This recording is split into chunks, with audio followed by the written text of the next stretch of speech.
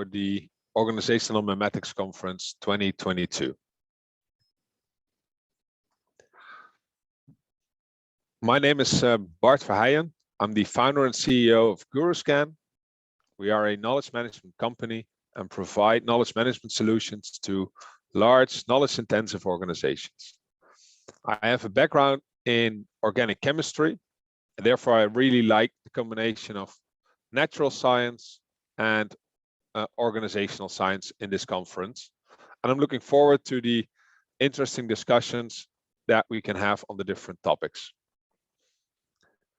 I worked in a large multinational R&D organization before I started my own company.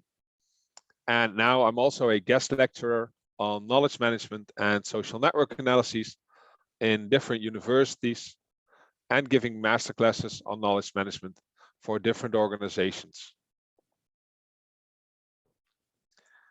In this case, I will be presenting an innovation project we did with a customer. The slides will be available separately as well. So if you want to look back at the slides after or side by side with the video, you can also do that. First of all, I want to come from the starting point of how important actually knowledge is for organizational success. So that's not just for innovation, but to my honest belief, that is for almost every aspect of an organization as a whole. Peter Drucker already mentioned this importance years ago. So to me, he's more like the founding father of why this is so important. If we dive more deeper into knowledge and what we see as knowledge, we like to use the knowledge definition by Mathieu Wegeman. He's a Dutch professor in organizational science, and he stated, and this is a little bit shorthand, that knowledge is a combination of information and experiences, skills, and attitude. If you look a bit deeper into this definition, what he actually saying is that knowledge is in people. And that's also what lots of research shows, that the majority of organizational knowledge is found in people and not in systems and not in information. To me, this closely resembles the maybe well-known division between explicit and tacit knowledge, where the tacit knowledge is the experience, skills, and attitude of individual people or experts in your organization. If you realize these aspects, so knowledge is the most important production factor.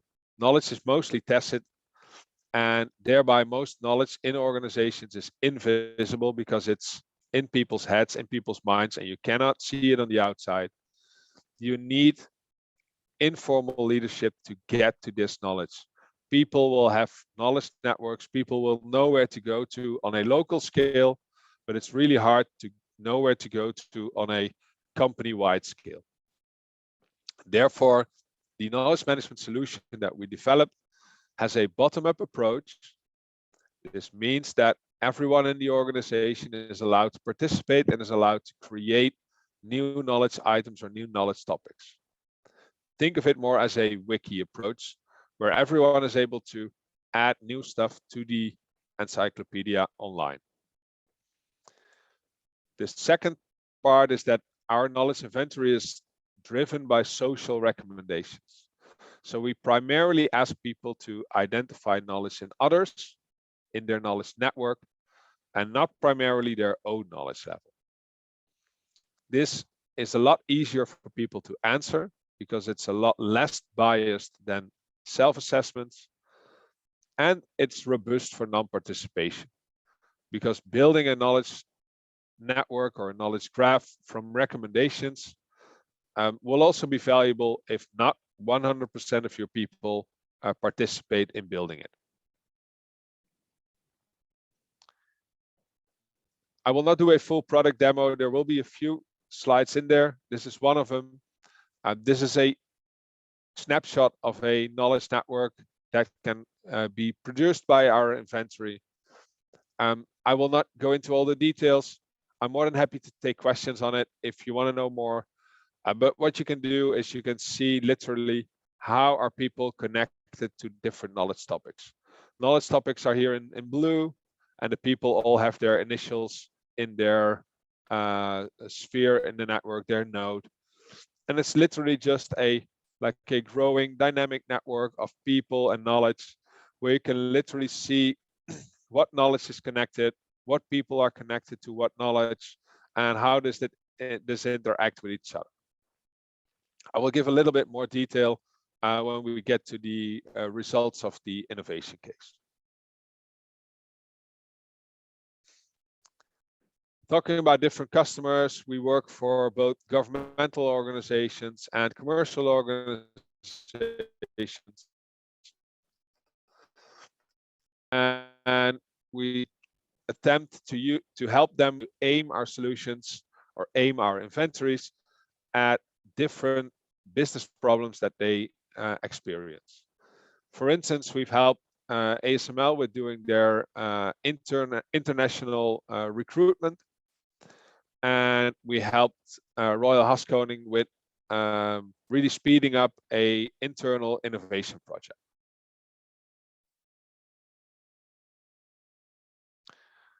Well, that concludes the introduction to me and to the company, and now I want to switch to the innovation case. So the international food company that really wanted to manage their knowledge to accelerate innovation, and they have different people in different locations, and they need to find the right people to staff their innovation project.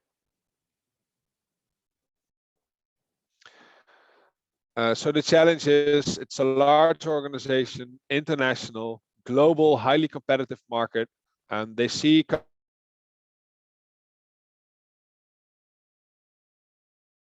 customer demand changing, customer demand healthy food, ever more healthy products.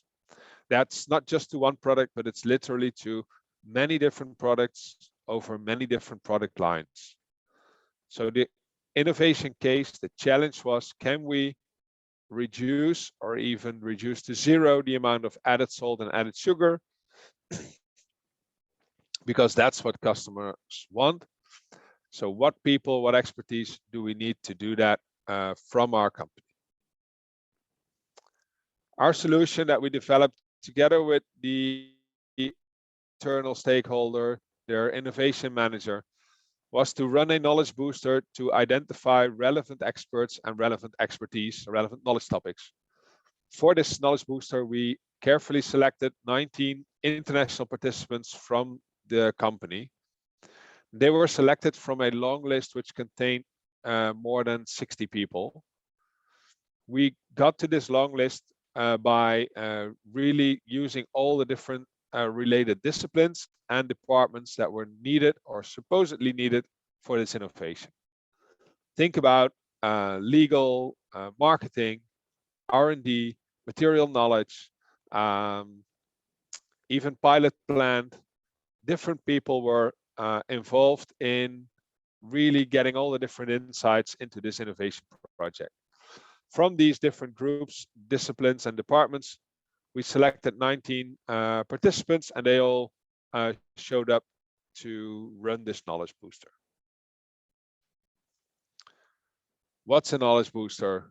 That's a specific product, specific inventory that we developed for smaller teams or smaller groups to make a really quick start with a knowledge inventory. In this case, the knowledge booster assumes that you have no knowledge inventory in place already, so you start with a completely blank sheet, and you really have to work your way up through the different steps of the booster. In reality, we use different approaches whenever there's something available already, or whenever the questions that you want to ask to a group are already known. In this case, that wasn't so. So in this case, we really worked through all of these different steps. The first step of the knowledge booster is a knowledge inventory. That means that we ask the different people in the knowledge booster, in this case, the 19 participants, to come up with their relevant knowledge topics for, in this case, their innovation project.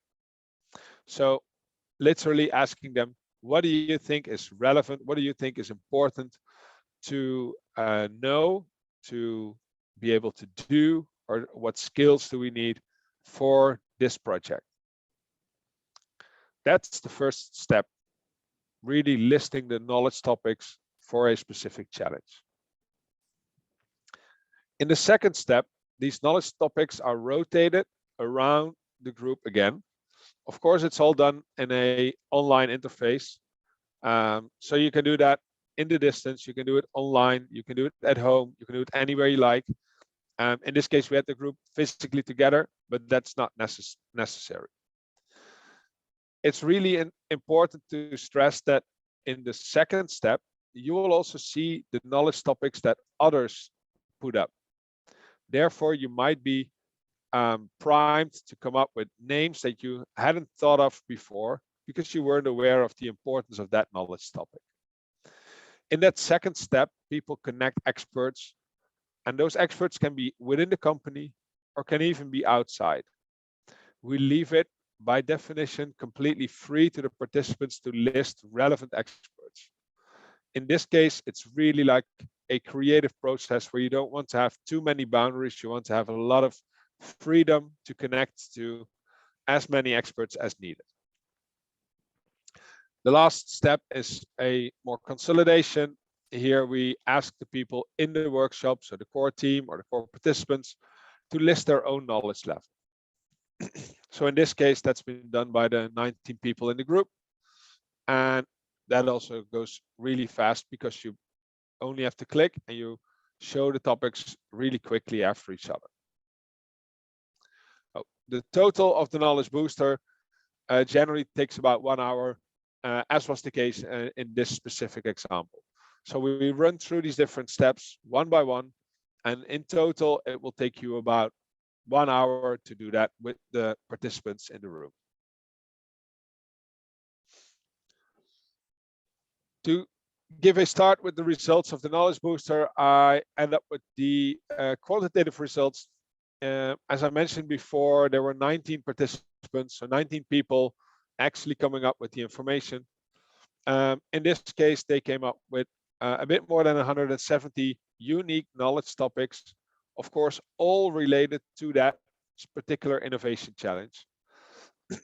And during the second step, they gave more than 2,500 knowledge endorsements. So a knowledge endorsement is a link to one expert on one specific topic. So every time an expert is connected to a topic, that's one knowledge endorsement. The combination of these knowledge topics and knowledge endorsements gave a comprehensive knowledge guide and an interactive knowledge map. I will show you a couple of examples from the output. So the knowledge guide had this 117 knowledge topics. This is an example of one of these topics. It's called consumer preferences on NAS, and that means no added salt and sugar. So this is a topic about consumer and consumer preferences. And this topic has been identified by one of the people actually participating in the workshop. You can see that there's a list of participants, so a list of people that have expertise on this topic. You can see that their knowledge level is indicated with an icon, level 2, level 3, and the amount of endorsements they got from others, so the recommendations, is identified with stars. So there are 5 experts here, but there's a very clear identification of the top expert based on the amount of recommendations he got. He got 8 recommendations in total, and the other 4 only got 1 recommendation by one other participant. So in this case, there are multiple experts in the nation, but there's one very clear top expert. You can also see in which departments these different people are. And of course, that can help you to either group or disperse specific knowledge if you would want to do that. Based on the position of the knowledge topic in the network, we can identify closely related topics and list them here. That's an automatic function because we have the information on where in the network a topic is. As you can see, the other related topics are also around taste and consumer accept, consumer IDs. So that is a logical grouping and logical related topics. Another insight that you can get from the inventory that we did, you can make a knowledge graph. A knowledge graph contains people, so the experts, and it contains the knowledge topics. In this case, the knowledge topics are in a bit like the red color. And those are the 170 knowledge topics that I mentioned before. The people the people nodes are a lot more than the 19 participants, because in the second step, these 19 participants have connected the knowledge topics in the inventory to many more experts that they know of. Therefore, you see a lot more blue spheres than the 19 participants in the group. The size of the spheres corresponds with their centrality, and therefore the bigger the spheres, the more central that node is to the whole network. In the next slide, I will give a little bit of insight in the local grouping that you can see within this graph. So of course, you can do quantitative analysis from the underlying data set, and then you can go look for cliques in the knowledge network. That's a social network analysis approach, and that can readily help you to find logical knowledge categories. Here to help you, I encircled 3 of these knowledge cliques, so knowledge categories if you're more in the functional approach. So the knowledge clique, that's a very technical approach, but in reality, the usefulness for businesses is that a knowledge cluster or a knowledge category contains a couple of knowledge topics. So look at this one, for instance. It contains about 8 knowledge topics and about the same amount of people. And it means that all of these people have pretty similar knowledge profiles because they know about the same things, or the other way around, that these knowledge topics have the same experts listed. This is very interesting to know because it shows you as an organization that this knowledge cluster, this knowledge category is redundantly available within the organization. So you know from a risk perspective that if you want to keep that knowledge, you have to keep at least 1 or 2 of these people, but you don't necessarily have to keep all of them to still be able to supply that knowledge into your project. Of course, you can do a second order analysis. If some of these people are external experts, then it might be more important to make sure that you have sufficient amount of internal experts to really address the redundancy there.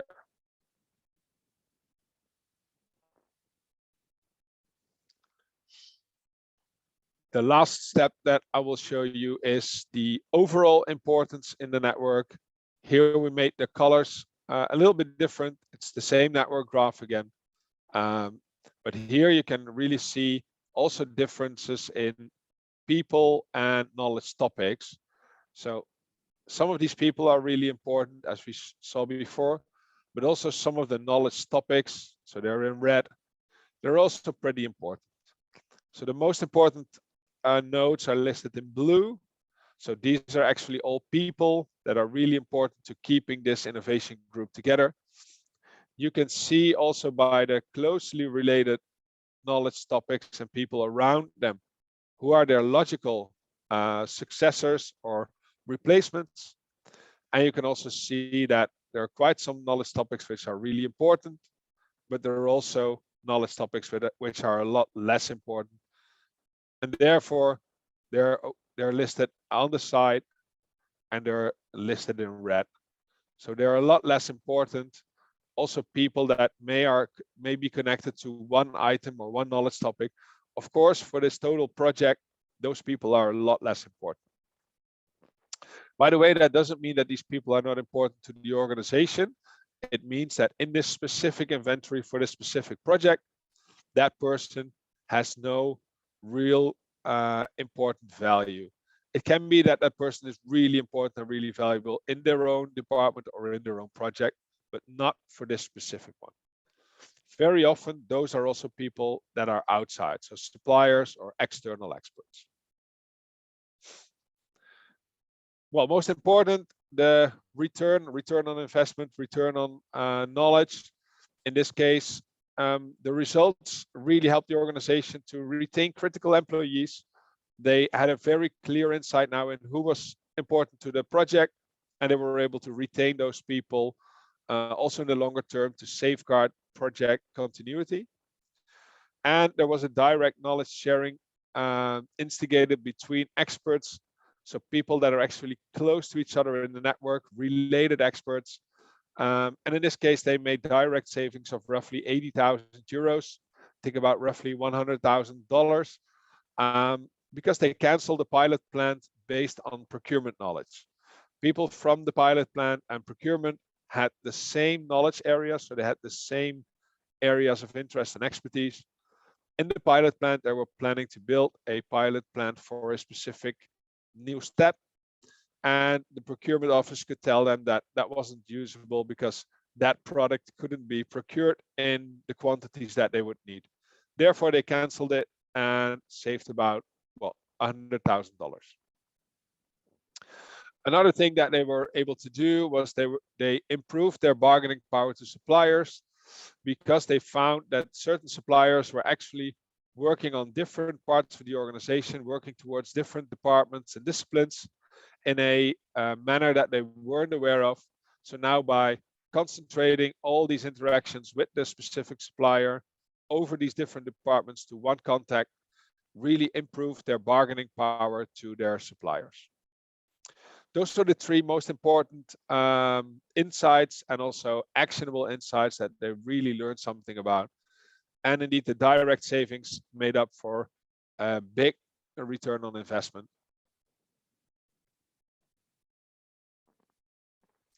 Well, that's the final slide of my case. I hope you liked the presentation. Please feel invited to get in touch with me either on LinkedIn, Twitter, or directly through email or phone. And of course, you can subscribe to the GuruScan newsletter on our website. It's guruscan.nl. You can also click the link in the slide and sign up for our newsletter to get the information on where we are and what we're developing. Newsletter comes about once a month, so no real spam to be expected there.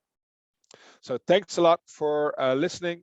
The slides are available separately, and I'm really looking forward to any discussion, questions, more explanation that you might need on one of the slides.